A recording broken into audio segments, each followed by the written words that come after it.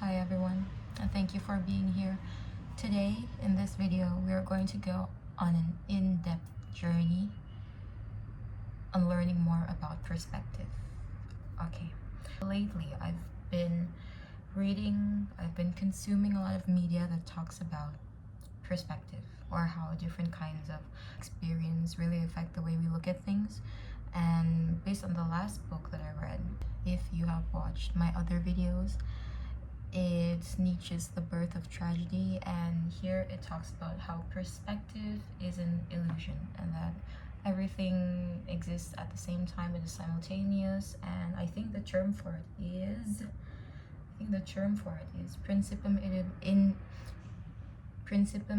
individuationis, if I'm not mistaken. I've got my notes here, things that I've written about the book, but I'm not too sure. Okay.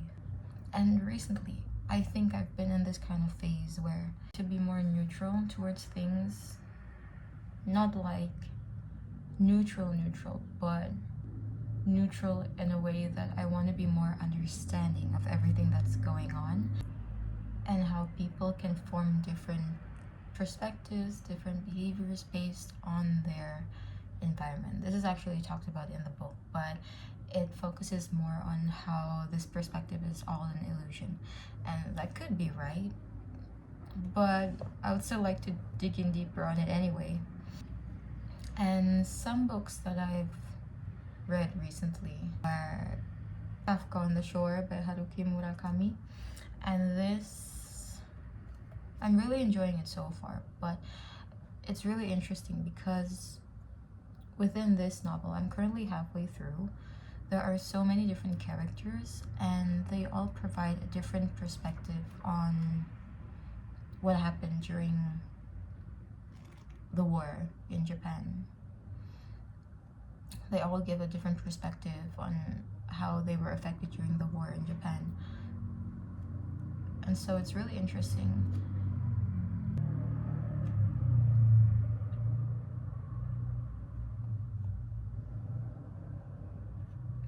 The book takes place like in different timelines.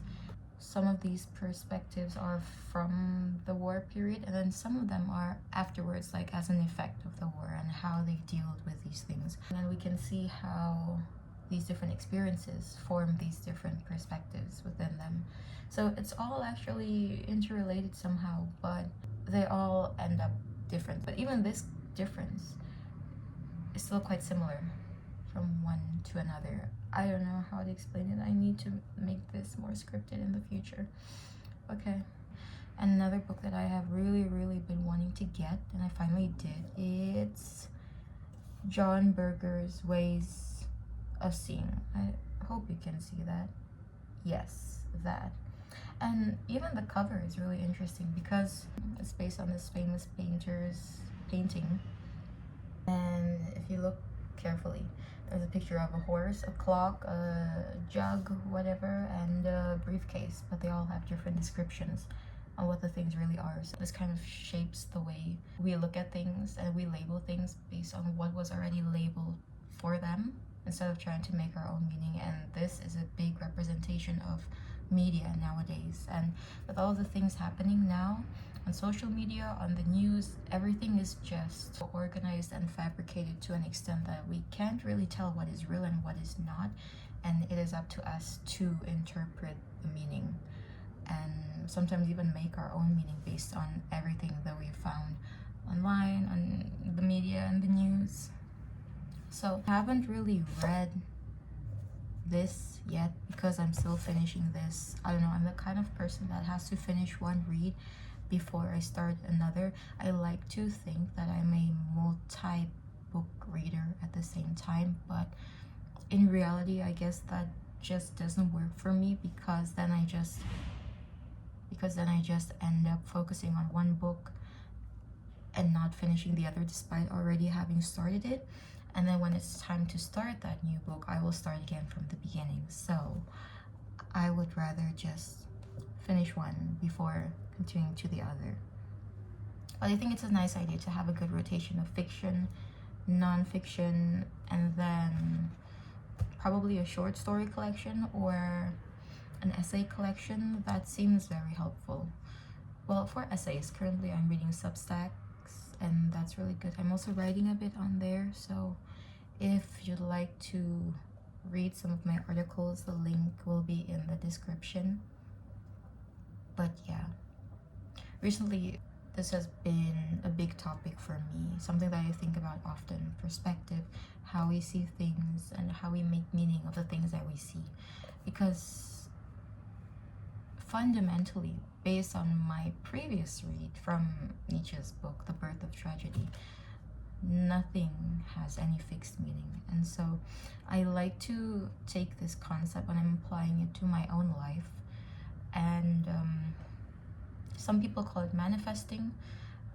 I think it is basically that. Some people call it manifesting, some people call it affirmations. To be honest, I am not too familiar with the differences, but they're all good things, I think. The older I get, the more I believe that nothing is fixed, and the more I feel comfort in that ambiguity. So yeah, I'm going to read these 2 books. I'm gonna finish these 2 books soon.